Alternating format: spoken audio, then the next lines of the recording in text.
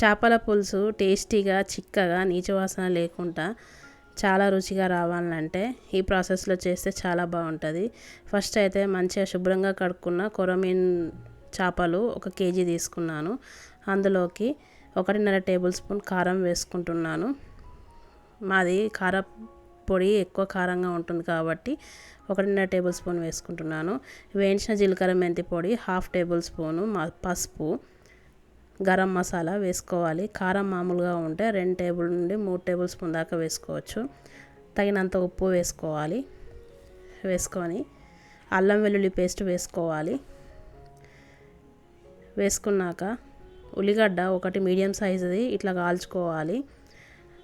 ఇట్లా కాల్చుకొని మిక్సీ జార్లో వేసి గ్రైండ్ చేసుకోవాలి. ఆ కాల్చిన ఉల్లిగడ్డ పేస్ట్ ఇందులో వేసుకోవాలి. ఈ కాల్చిన ఉల్లిగడ్డ పేస్ట్ వేస్తే చేపల కూర గుమగుమలాడుతూ చాలా బాగుంటుంది. నీసు వాసన రాదు. మొత్తం కలిసేట్టు కలుపుకోవాలి.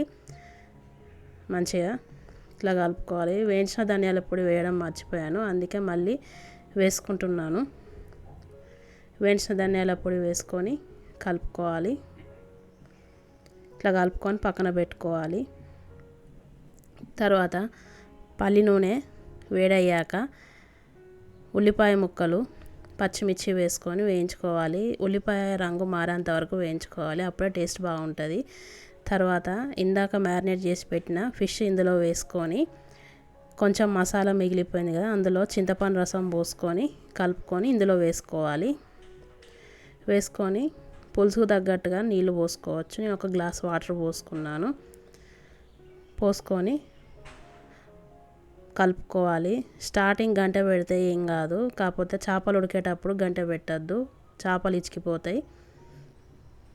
హై ఫ్లేమ్ మీద 10 నిమిషాలు ఉడకనివ్వాలి. మూత పెట్టకుండా అక్కడే ఉండి ఉడికించుకోవాలి. ఇట్లా ముక్కలు పైకి తేలితే చేపల కూర తయారైపోయినట్టే. ముక్కలు పైకి తేలుతూ ఉంటాయి ఉడికేటప్పుడు. స్టవ్ ఆఫ్ చేసేసుకొని మొత్తం చల్లారినాక తింటే చాలా బాగుంటుంది. నైట్ వండుకొని పొద్దున తింటే ఇంకా చాలా బాగుంటుంది. అంతే, ఎంతో సింపుల్గా చిక్కటి గ్రేవీతోటి నీచు వాసన లేకుండా చేపల కూర తయారైపోయింది.